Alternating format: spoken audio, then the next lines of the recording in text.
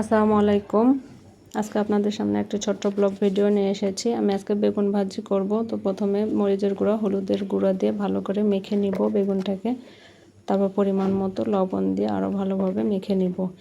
এরপর সামান্য চালের গুঁড়া দিয়ে দিব। এই চালের গুঁড়া দেওয়ার কারণে বেগুন তেল কম শুষে।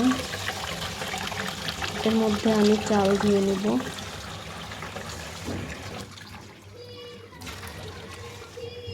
আমি চালটা চুলায় উঠিয়ে দিয়েছি। আজকে আমার ছেলের পরীক্ষা ছিল। এই যে এভাবে ডুবো তেলে ভেজে নেব, তাহলে তেল কম লাগে। আর বেলকুনিতে আমার ছোট্ট বাগান।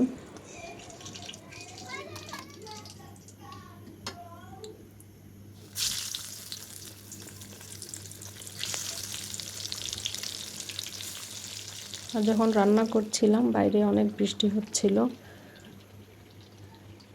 এটা আমাদের বাসার সামনে।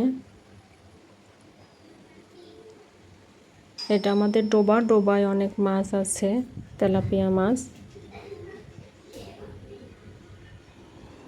তো সবাই ভালো থাকবেন, সুস্থ থাকবেন, দোয়া করবেন। আল্লাহ হাফেজ।